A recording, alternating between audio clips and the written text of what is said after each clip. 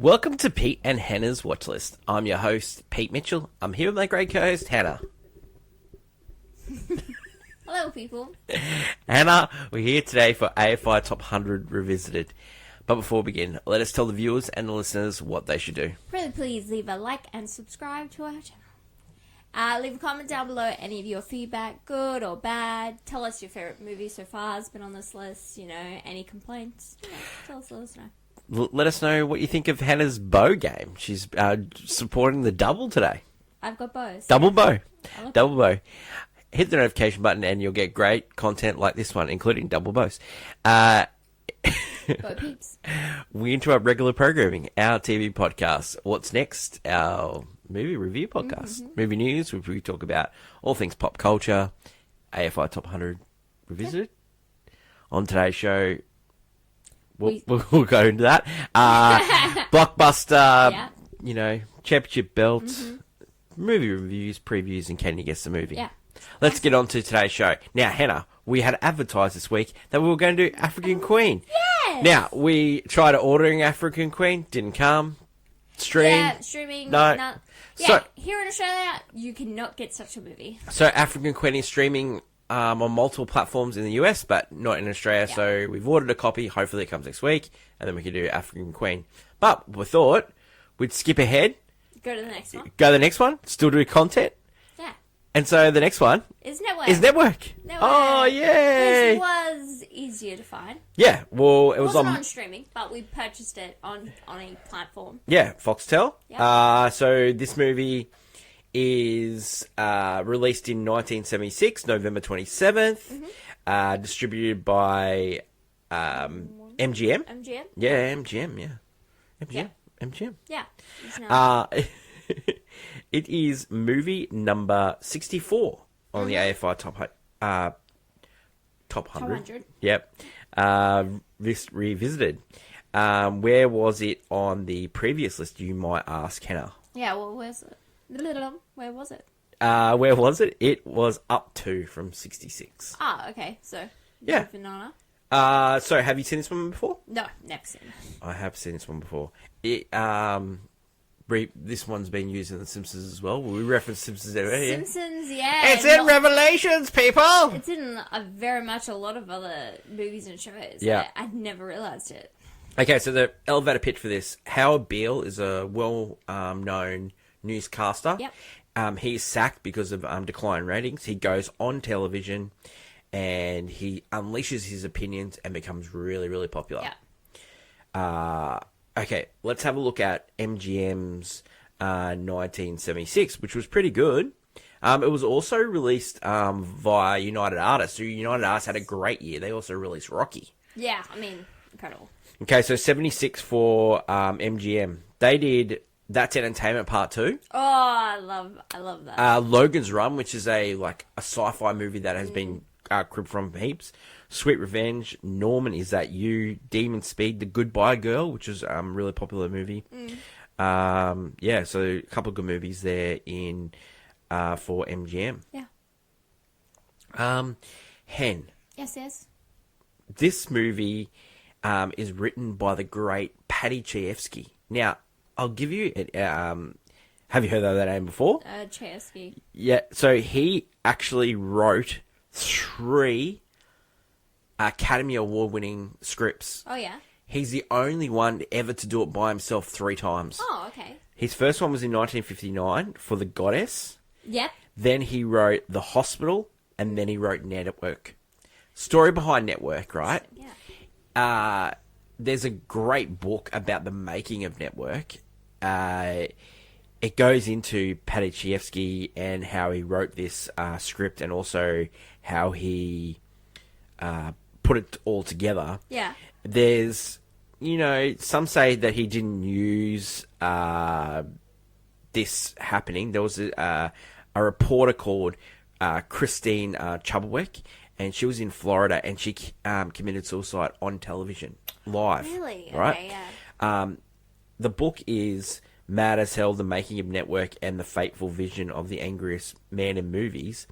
Dave Itzett wrote this book. Now, it's sort of intimated that Paddy Chayefsky use this story, but they really can't tell. No, and you couldn't basically say you But, did. like, you know, But this was 2 years later. Yeah, you see a lot of the same. Like, he could have been at least inspired exactly from that. Well, he visited, like, all these network offices. Yeah. Like, there was big stories going on at the time, you know, Vietnam, you got presidential assassinations, you got assassinations. So, all these things happening, and then he put it all together.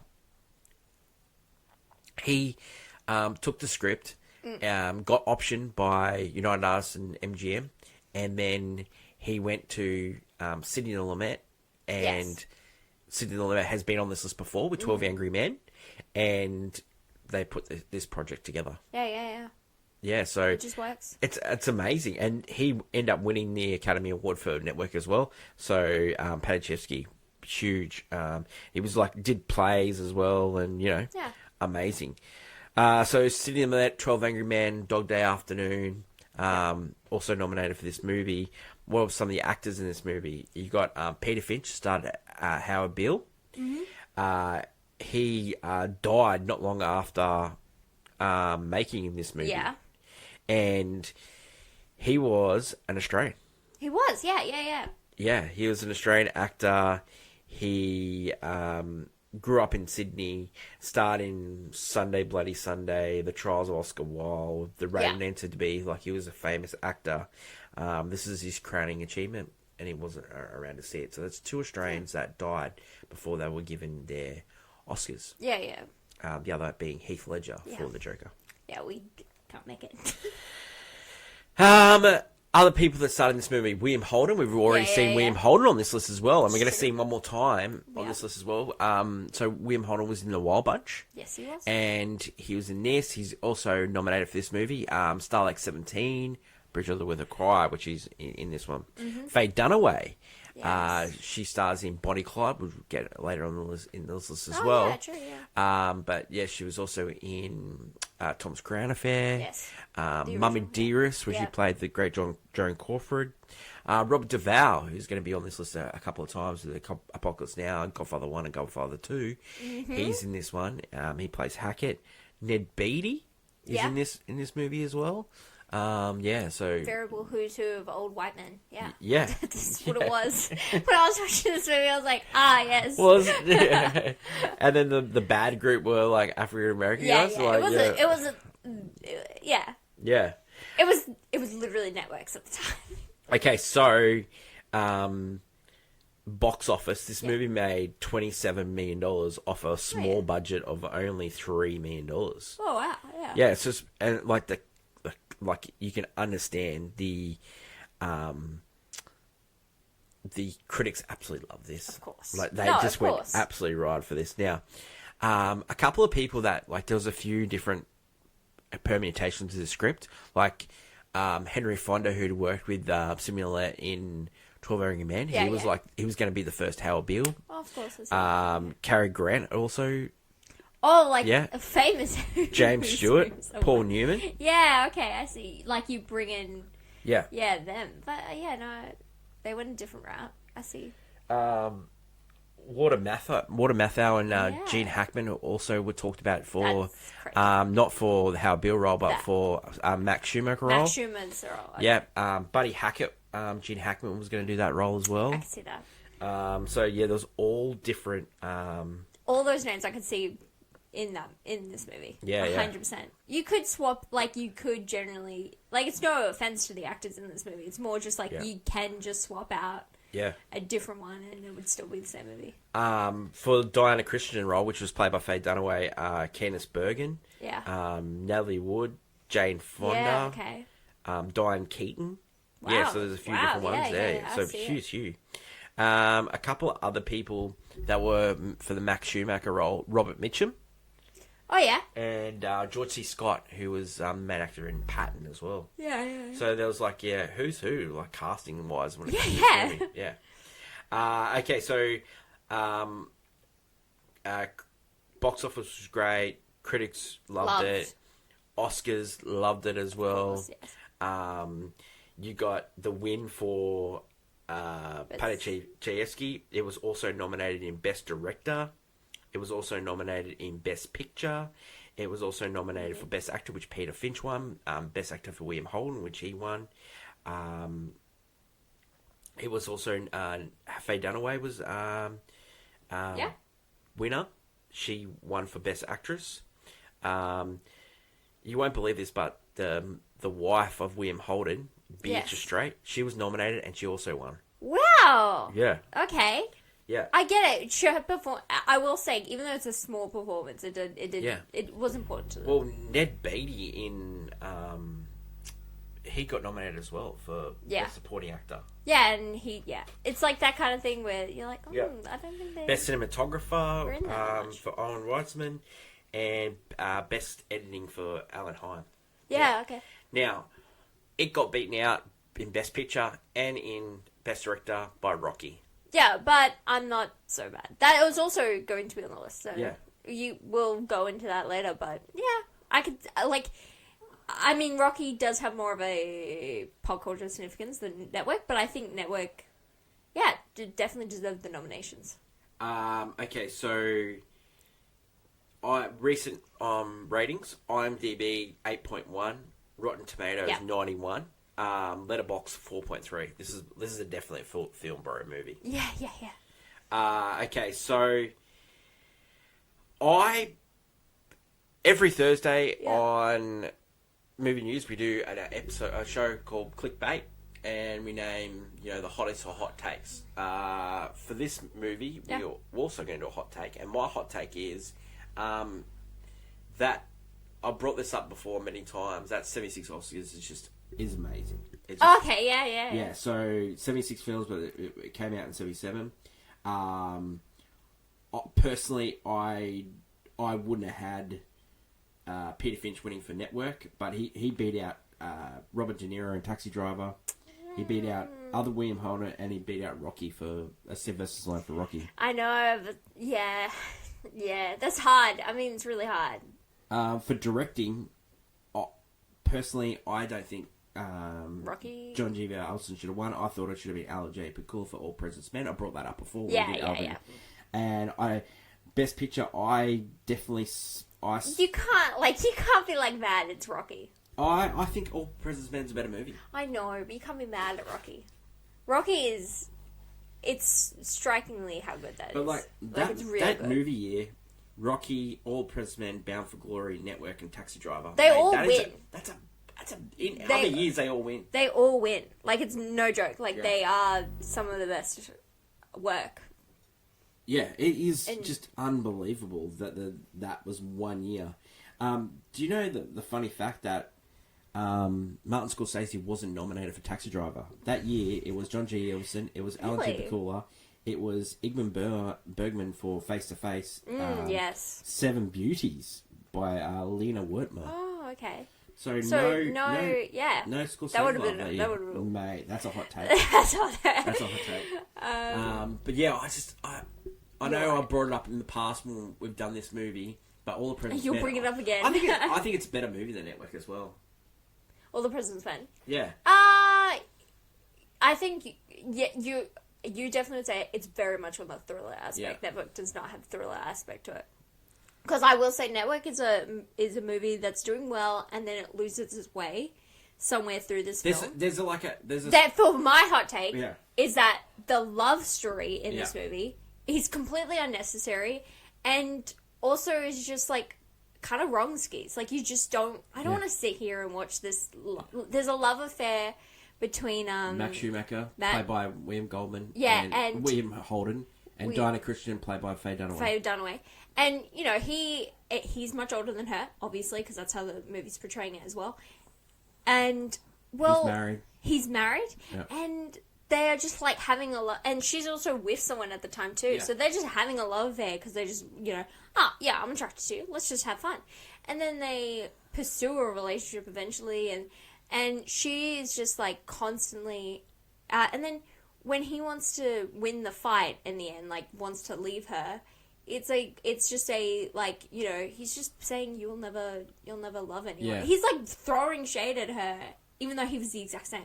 Yeah. And it was the way it's just it's unnecessary to the story because it has nothing to do with the network itself. Yeah. And it just shows them as more, because the idea of this movie, in a weird way, I find, is that the people who run the networks aren't human. Like, they've become, like, he even says, you've become TV, you're monotonous, you don't care about joy, blah, blah, all this stuff. And so this love affair just is another aspect of, like, oh, they're not people. They're not acting like people. They're just, like, going through the motions. I mean, Yeah. And so I'm like, it's just, like, it's unnecessary for the plot. Can we add, like, a Well, I think... Like, you could have just fleshed out maybe, like, any other aspect of this movie. This movie is, like, really apocryphal, like, how network news has turned out. It's how, still that.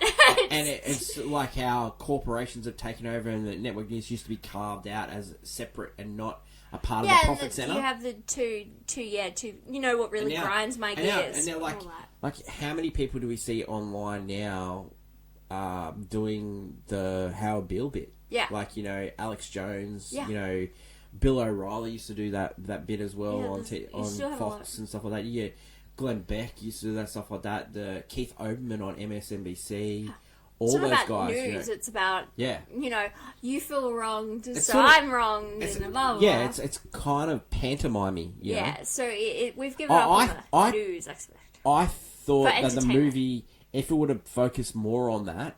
Yeah, I found when it drifted way too much. Yeah, I just didn't care about the private lives. I wanted more on, like, the news aspect of, like, how they produce the news, how they, you know. She's like, Faye Dunaway's character's trying to get this whole, like, story about the underground gangs, like the terrorists, basically.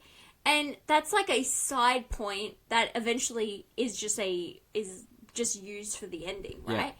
But it could have been a fleshed out story. Yeah. Instead of a love affair between these two characters that, like, you're kind of grossed out, by the way, because it's like, oh, age is a factor, but it's more like, these two people shouldn't even be together. Like, it was a part of, like, she then took over his job and his life and did not give a hoot. And then he just was like, I'm just using him. Yeah, I know, like, I thought William Holden, in some aspects of this movie, just absolutely phoned this in. I was surprised he got nominated for an Academy Award for this. Like, halfway through this movie, he gives up. Yeah. Because he gets... Yeah, he just gives up. Yeah. Yeah, it's weird. Yeah. It is really weird. Alright, so that gets into... Our hot takes. That's our hot takes. Let us know what you think in the comments below. Let's go into the movie itself. Let's go into scene breakdown. The movie starts with Howard getting sacked, and then him and Max just go drinking heavily, then Max making telling funny old war stories. And then he goes on... he's getting ready for the news broadcast, you know... to announce his retirement. He's got 2 weeks, so he's not going to announce... He's announcing his retirement. Well, he doesn't talk about that in the meeting. He just talks about... No. They're just talking about news, how they're putting the news program on. Then in the middle, like, all the people watching the broadcast, they're just having their... Yeah, they do not... flirting with each other. They don't care. They do not care what Howard's saying. Howard goes on TV and says, I've been sacked because of declining ratings. And in 2 weeks' time, I'm on Wednesday week, I'm going to go on TV and I'm going to kill myself. Yeah. And like no one picked it up. No one picked it up. And then someone walks in and goes, did you just hear what Howard just said? No, we weren't paying attention. He just said he was going to kill himself. And then the phone started running. And then everyone's just like going absolutely nuts. And then Max comes in and goes, well, he's had a troubled time. I'm going to take him home with me. Max is getting in trouble because he was supposed to, They did not take hold of this quick enough. Yeah. So then Howard, like, still talking. Yeah. They go grab him and he's like, punching people, and then they have to go live off air. They have to pull it off air. And now it's become the biggest news story. All the other news. Yeah. Newscasters are, and then they've got to do damage control. So Ruddy comes in. It says, you sort this out. We'll have to fire him. We're going to have to fire him. You're going to have to finish him up right now. Howard goes to Max and begs him to let him on one more time. Yeah, just say goodbye. Apologise and say goodbye. Hand over to the new newscaster. So Max, He's at a shareholders meeting. He gets blindsided that the News division news is going to get put into the network. It used to be separate. It didn't matter if it made money or not. Now it's going to be put into the network. Max is ticked, so he goes, "Yeah, go for it. You know, you should." Yeah, because he's like just he's like over it. So Howard goes on air. He calls all life BS. He just goes off. Yep. He's said, you know, everyone BS. They go to Max. You need to pull him off the air. No, I don't care. Talk. Just let him talk. He's right. Yeah, he's right. It is all, you know, BS. So Howard is just going off, and then people are calling you through to Max and says, you got to pull the thing, and he like Mr. Hackett, played by Robert Duvall. Yep. He calls, and Max goes, "Go F yourself," and you know, and then just hands up the phone. Yeah. So he gets dressed down by the head of the network. He gets dressed down by his bosses, CAA, who just bought the network. Yeah. Hackett, he's telling him you're sacked. All these things, you know.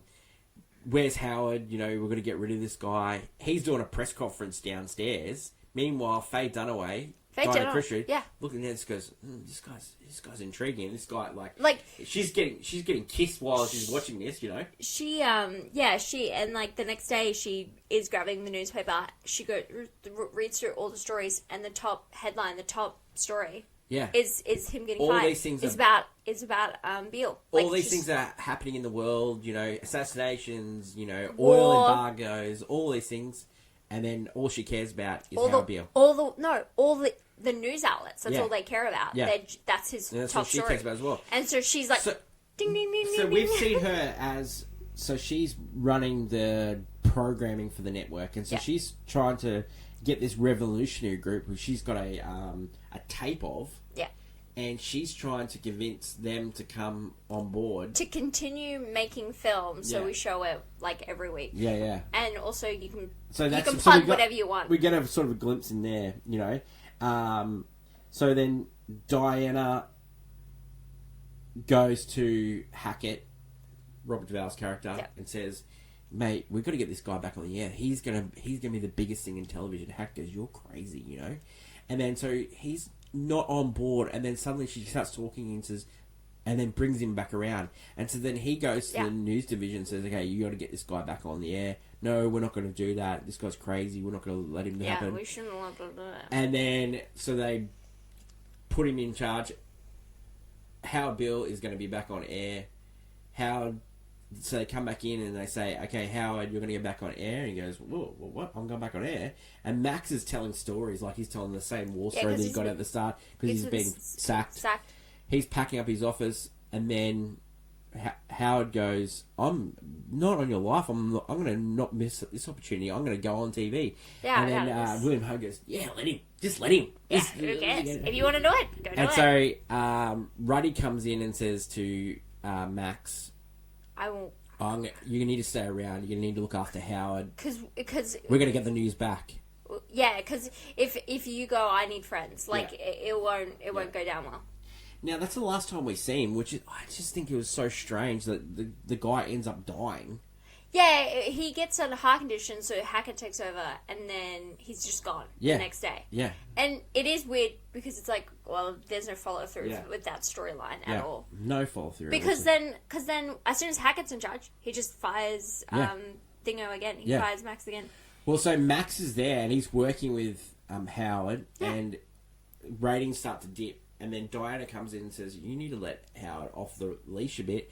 Hire writers for him. And actually give him a script." Not only that, hire writers, hire this whole crew and hire a psychic, which is happening in Melbourne television now. They've hired a psychic. That sounds about right. Yeah. So sounds Melbourne News in Australia, they've hired a psychic, and she's on the news right now. Classic.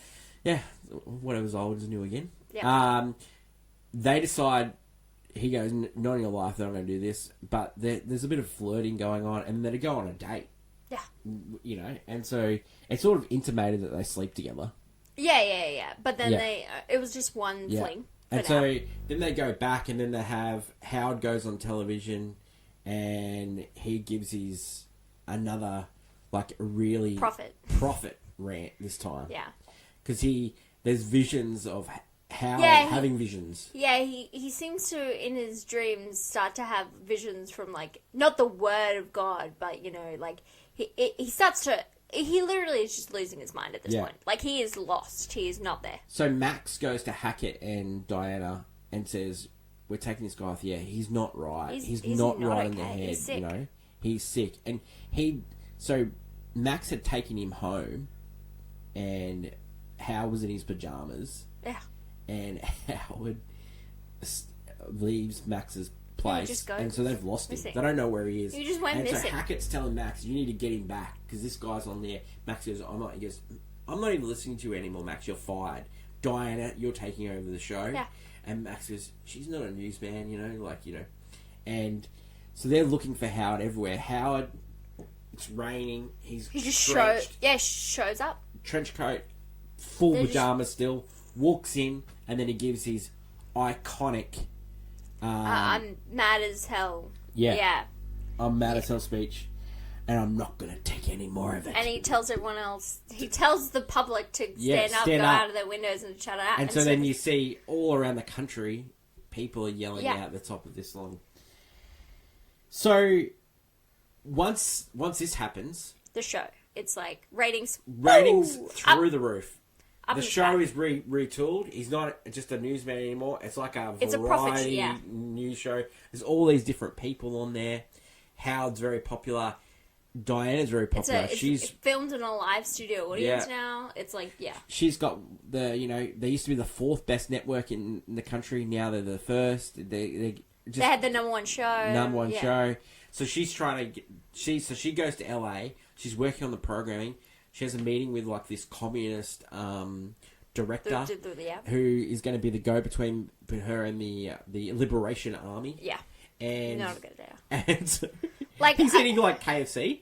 Yeah. Yeah, I know. There's some not Broncos. great.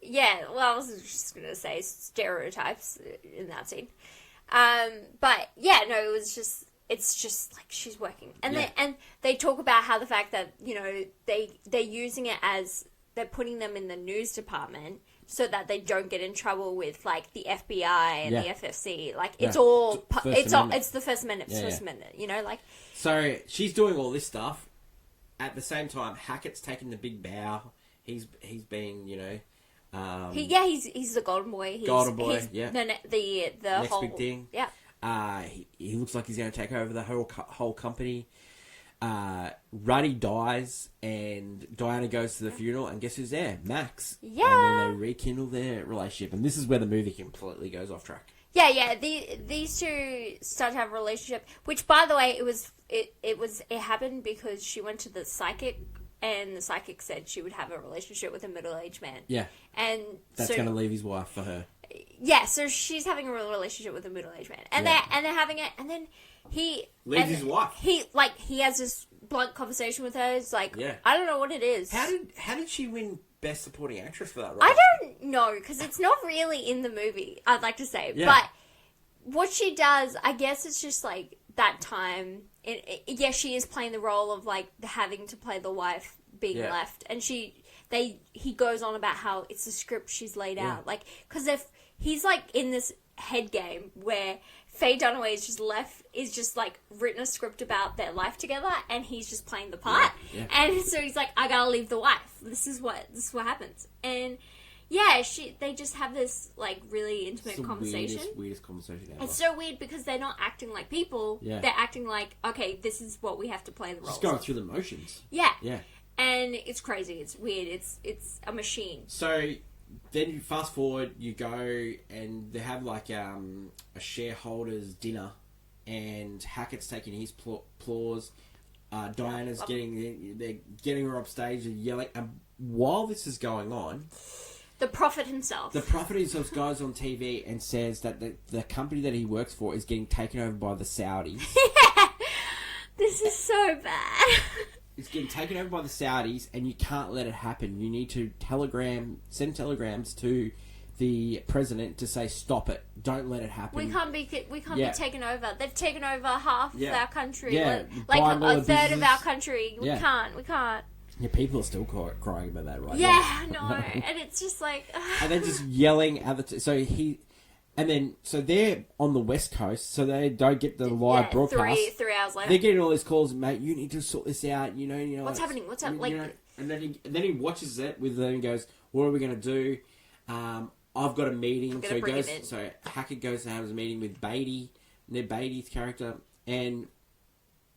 Only that. So, he says on the meeting that get him to retract, but don't sack him. I like him. Yeah, let's sort this out. Yeah, let's sort this out.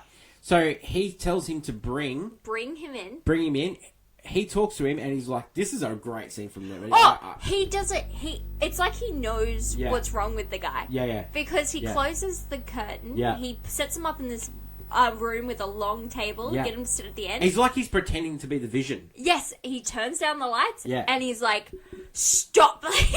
He full on roasts the guy, and he's mesmerized. And so then he goes back. He's gone. How Bill goes back on the thing, apologizes about the merge thing, and then he just succumbs and says, "You can't do anything." You know, he's just depressed, and then the ratings start to die. Yeah, because he's just like he's got nothing left. And then the communist leader comes in, and she says, "Hey, I'm losing all these ratings because this guy's my lead, and you got to get rid of him." You know, and everyone's they can't sack him. No, but they're losing all their market share. So then Diana comes up with a great idea that the Liberation Army is going to come on live television and kill him. Execute him live on television. So they... Yeah, because that's what our news department should be discussing. 2 seconds later, you see they're in the audience. He goes up. He's about to speak. They stand up and they shoot him. And then that's the end. And then they go big to... And all the while, like, this entire movie's had a little bit of a voice. Yeah, voiceover. And at the end, it's like, this is a story of how a guy was killed for low ratings. Yeah. Yeah, and I'm like, well... The first time the guy was killed for low ratings. Yeah, first time. First time. And not only that, and then the way it ends, too, is that it's showing you the shot, like the... it shows 4 cameras. Yeah. Because, again, you'd go into a studio, like a network, and then you have just, like, the ads in infomercials on the other on the other screens. So there's like it's like they didn't even cut it off. They just kept it going. And then like another one where it just starts playing the news reporter. Yeah. And it's just like it's just like everyday life. It's just you just move on. Yeah. Yeah. It's just move on. Oh yeah. It's like okay, yeah. Reasons to see. Personally, I think that ending is just amazing. I mean, you just like the way the downfall of this entire network goes through let's bring in a mad prophet to then execute him in front of the population. Faye Dunaway's character, Diana Christian, is she the most evil character in movie history? Well, if she's a robot, I don't know if she's the most evil, but you could put her up there. She'd be you top could put 5. Her on the list. I don't know, top 5, top 20. There are some evil characters. Oh, there are some evil characters. No, yeah. Like, yeah. Maybe Max Schumacher's right up there with the evil. Yeah. I mean, he let his mate go on and do all that stuff, and then he left his wife. No, he didn't want it, but then he had no control and he didn't want to deal with it. Well, he just let him go out there. He just left his wife, I will say. Yeah. No, but, top 20 evil characters, you could say. I love the fact that so many movies and shows have cribbed from this. Yeah. It's a great script. I never realized it, and then I was watching. I was like, "Oh, like this is like Anchorman 2 and Morning Glory." Oh, and 100%. When he's on the beach, that's Anchorman 2. There are episodes of like Family Guy, like Grind My Gears, and other episodes of Simpsons. Like everyone's done this before, and I was like, "Oh, I just hadn't watched this one before." Reason not to. Well, the love story is just so... Yeah. I think that's where garbage. It goes off right. Yeah. I would say the love story, even though the libertarian thing, like the army stuff, could have been a whole plot. Yeah. Because like... That's really, off Anchorman 1. So what's really funny about it is that there's like a bit where they are discussing the contract with them, and it's really funny. Yeah. Even though it's horrifying. Oh, it's dark humour. But it just works really well. I'm like, that could have been a whole... Nowhere, just shoots to get them all quiet, and it's like, all right, go to the next. Let's go to page 22. And it's like, Well, that could have been even her investigating. If you take out the whole whole story, and then you have and the stuff, because she only mentions the FBI. We don't get to see the FBI come in. That would have been great. Yeah, like the whole them trying to get the whole movement to go. Yeah, it would have been interesting. Does this deserve to be on the list? I can see it. Yeah, definitely. Yeah. No, it definitely deserves to be here. I think personally, it's probably a little bit too high for this movie. No, I don't mind. I think there are some other movies that are below it that should be up. But I don't mind where it sits, just because I think also it's a great reflection of the times, network television, and news departments. Yeah. Because again, we're still the same. Yeah. All these years Would later. you buy it on Blu-ray? I don't mind. Yeah. In the collection. Would you watch it again? Yeah, I don't mind. Yeah. I'd watch parts of it. Again. Ready for this one? Golf clap. I don't know. Where do you want to golf clap? I don't know. Like, it's a golf clap. If not, like, it's. I think it's a golf clap. It's a golf clap because it's very great. It's a great drama. It just has some elements that I would take out and replace with others. I'm on the record that All the President's Man's a banger. No. And Yeah, this is better. This is not as good as that. And we'll discuss Rocky's eventual star placement. So okay, so next week, hopefully African Queen. Hopefully. If not, hopefully African Queen. We'll find out. If not, we'll find out. But doing this list, sometimes the movies are really hard to find, and sometimes they're really easy. Yeah, we've had to sometimes we're just finding copies of them on YouTube. Like, it's very hard for us. But they pulled all the copies off YouTube for African Queen, which is just weird. Because it's it's not a movie. Just looking forward to that one. Yeah. Have seen it before, but Hannah hasn't, so we try to rewatch them with Hannah. So that's sort of how first we do time. it. Yeah. And that's it for today's show. That's my lovely co-host Hannah. Don't forget to leave feedback, good or bad, on today's episode. And if you have a copy of one of the movies coming up, you could help us out. Let us know. So, how? that is it for today's show. Long live cinema. Until we meet again, it's bye for now. Bye.